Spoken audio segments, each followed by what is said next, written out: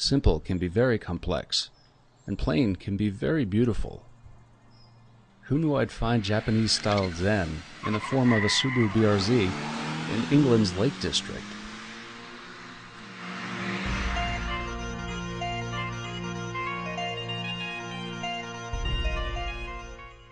I'm Artie Paget, the editorial director for the Car Connection and Motor Authority, and I flew over to Manchester, England, just in time to grab a BRZ and head north from Manchester to Armathwaite Hall.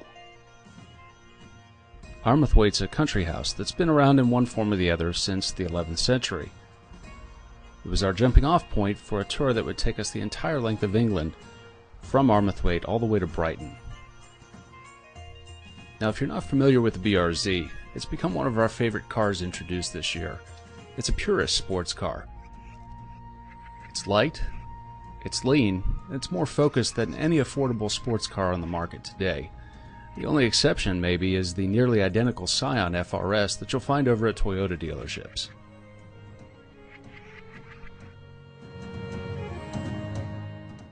In some ways, the BRZ is a back-to-basics sports car in that it's lightweight, it's rear-wheel drive, but in other ways it's completely modern, with a body structure and safety features and amenities like Bluetooth and iPod controls, even a navigation system. We took off from Armathwaite early one day for the nearly 400-mile drive south. On long country roads dotted with sheep and bicyclists, we figured out that the power wouldn't be the strongest point of the BRZ. It's not that it's slow, but 200 horsepower from its 2.0-liter flat 4 gives up something to the heavier sports cars with turbocharged engines and big V8s that we're used to. Of course, we prefer the precise, short-throw 6-speed manual, but those who want an automatic transmission won't be let down by the 6-speed automatic.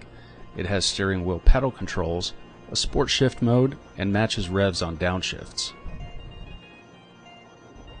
One of the benefits of being such a lightweight sports car, having a small engine, is great fuel economy, up to 34 miles per gallon highway back in the US, something that really pays off in Great Britain where gas is horrifically expensive.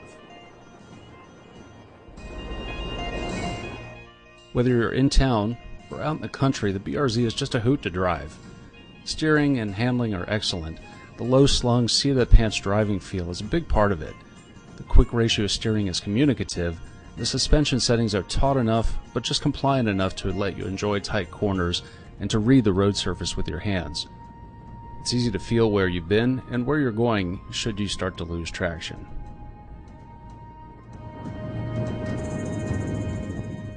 And that comes in handy at the Harewood Hill Climb, a short course track that Subaru took us to explore the BRZ's handling limits.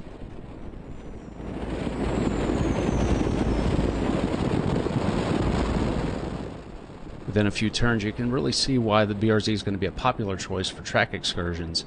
There's a DSC Sport mode for stability control, but you'll also be able to turn it completely off. The BRZ also has a limited slip differential that helps give the rear wheels a sure footing out of corners, and taller drivers will even be able to fit inside, even with a race helmet on.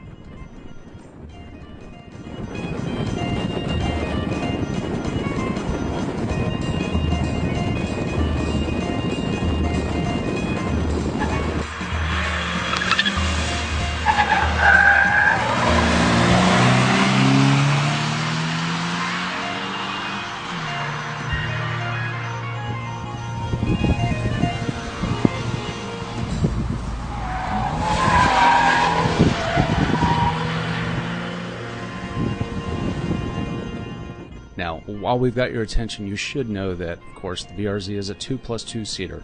Anyone who gets put in the back isn't really going to be happy on a long trip. But you'll be happy to know that the BRZ has gotten excellent safety scores so far. It's an IIHS top safety pick, and it's also a good value considering that it starts at just over $26,000. At that price, a navigation system is standard, though the controls are a little fussy.